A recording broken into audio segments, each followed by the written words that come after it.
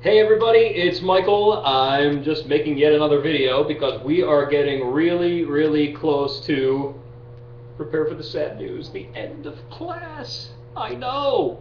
I can't believe it's gone this quickly because we've only had, 12 weeks together, not even 12 weeks. So I feel like I've just started getting to know you all, and now it's kind of time to start wrapping things up and doing final projects and stuff like that, which is just absurd. I know, I can feel the absurdity too, I'm sure you can. So what I wanted to do was make a quick video to just kind of summarize and capture some of the key elements that go into the final. And maybe just kind of recap a little bit of what we've talked about in recently. All right, so okay, let's just cover a couple of quick topics. First of all, we had some interesting discussions on things like sustainability and peak oil and suburbia and where is it all headed over the past couple of weeks.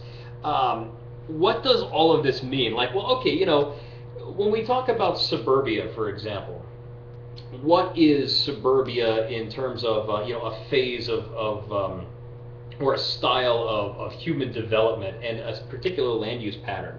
Why did it arise? What sort of gave birth to suburbia, and how has that transformed and sort of created a new paradigm in terms of how we think about development? What I think is really interesting when we talk about the suburbs is that suburbs really haven't been around for very long, but their existence has been really transformative, especially on the North American continent. Because if you go to Europe, you can find suburbs, but they're really different, honestly. I mean, you have a lot more clustering into very dense sort of little towns that are more focused around infrastructure, much harder city limits. There's a lot less transitional room between the urban space and the rural space. It kind of goes right from city into countryside. And you see a lot of this kind of pattern across the world, but North America is different. This is where we gave birth to the automobile.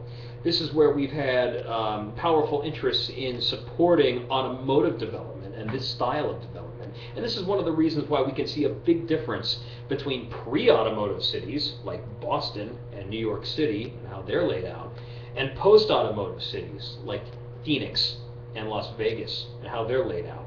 What are some of the differences here?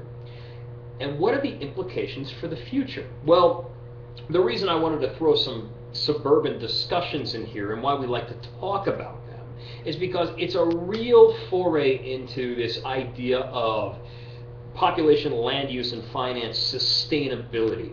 So we started to talk a little bit more about that S word, and I'm personally, I don't know how you feel about it, I'm getting away from the S word. I'm trying to not talk about sustainability. Sustainability to me, it's like, it's useful, it's perpetuating, but to me it could be perpetuating anything. It could be perpetuating a bad system. It could be taking the current system and saying, okay, well, we have to kind of preserve things as they are so that future generations can still survive and make their way.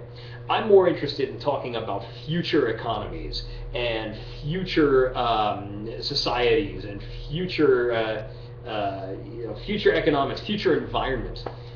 This is really interesting to me when we talk about these things, because that's totally based on vision. It doesn't have to necessarily follow the current patterns of how we think about societal and environmental and economic transformation. We could actually turn it into new systems that don't look anything like the old systems. And there may be opportunities for us as community developers to suggest new ways of organizing that are really exciting and that haven't really been considered in the past. So, use your imagination. Let your imagination run wild. Think big here. What would your ideal future economy look like? What would your ideal future environment look like? What would your ideal future society look like? And the question is, can those three items be kept in some sort of holistic balance in a way that that can be, again, sustained, to use that word, but that can be perpetuated over time, recreated, that's adaptable enough that people can work with that new system. And of course the big question that we as developers have to ask is, how do you get to a system like that? Well, okay, let's bring this back down to the ground level, because those were very big ideas. What I think is really interesting, we started getting to this in some of the discussions, I could see some of the discussions heading in this direction, is that there's a lot of folks that are interested in seeing some sort of systemic change. And suburbia, in many ways, might kind of represent this era in time. There's a lot of good things that come out of suburbs. You know, you get a little more space. It's a good place to raise a family. They tend to be safer. You tend to have bigger houses that aren't smashed together. But there's some bad things about suburbs too. They're a little bit isolated in terms of, people live just far enough apart that they don't interact well. You have to get into a car to get to public forums where you can interact with one another or go shopping or meet your day-to-day needs. They're incredibly dependent on fossil fuels to work. These are bad things about suburbs, so if there's ever a price shock. So, but a lot of you were talking about, how can we find new systems that are future-looking, forward-thinking, and kind of capture maybe some of the good elements of suburbs and suburban life, the American dream, without necessarily being quite so vulnerable to price shocks or to social isolation or to having to go large distances and expend tons of time just to get to work in the city or to work in a satellite city or whatnot. Satellite cities are actually an interesting emergent model. We see as a lot of places are sprawling out and kind of going in all these blobular directions. You'll get these neighborhoods that had little pockets of commercial or industrial activity becoming suddenly little micro hubs outside of the city. So they're like a little urban cluster with offices and commercial space. That's not right in the town. It's maybe 15 miles from the town, 10 to 15 miles from the town. Stop and think for a second. Can you think of a satellite city that might meet this criteria? I bet you can. They're starting to pop up in just about every major metropolitan area in the United States. And they're transformative because they're bringing urban amenities closer to the suburbs, reducing the need to have to commute to the center, and that kind of takes away their viability. But my question to you is, does that constitute a genuinely new system of development? Well, I think there's a whole bunch of options here. And the great thing is, we shouldn't really necessarily point at one direction or another and say, oh yeah, this is the right way to go. Of course, we're community developers, so we rely on our citizens to give us direction in terms of how they'd like to develop as well. But this is where things get really interesting. I think it's going to be your job, your sacred duty as community developers in the future, to be able to look beyond current systems and say, how can we work within the current system?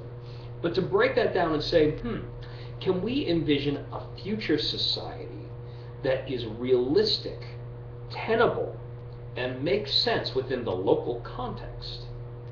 That we can begin to work with that community to, this is the important word, co-design, co-create, work together to make something new, and to determine a plan for migrating over to that new system.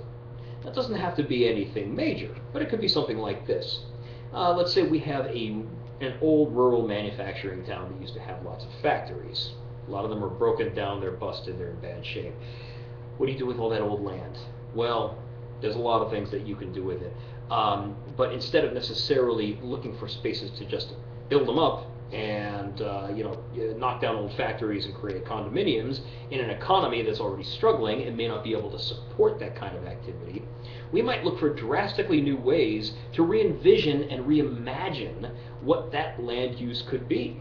That also, of course, we're going back to our course definition of sustainability. You can't just look at land use. You've got to look at the local population. So it's got to make sense to the local population. Maybe they're in a traditional agrarian population that has been thrust into manufacturing, as many rural areas have. But it also should look at new ways of potentially raising revenue or giving a new life to that area. So we might look at ways to redevelop that zone that take abandoned real estate off the local tax rolls, if it's truly abandoned and it now is under the management of the local municipality. We might look for ways to take that burden away, to bring in, mixed-use residential, commercial, industrial, whatnot, that can help to generate revenues for the community.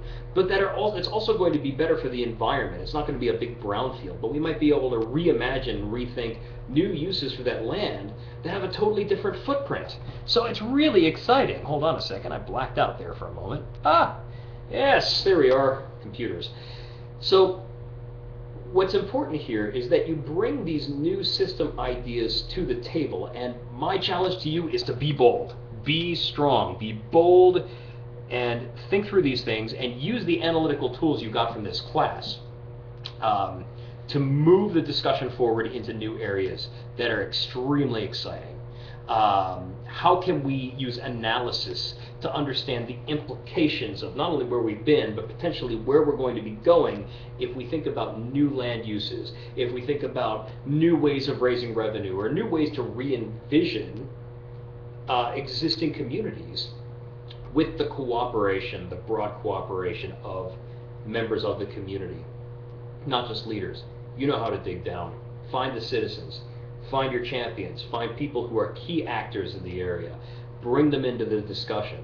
Get them together with the traditional leaders and say, hey, look, there's people in this area that care and they have a vision for what they'd like to see happen. They just haven't had the opportunity yet. How can we make this a reality? Your job as a community developer is to make that discussion happen and to provide these folks with the tools and the knowledge and the information that they can make excellent decisions in that process. Then you just help them to lead themselves in a new direction. Anything that leads to transformation, anything that leads to a genuine change in how people think and how they vision their community, that, in my opinion, is the true definition of development. It's transformative. All right, that was a big rant.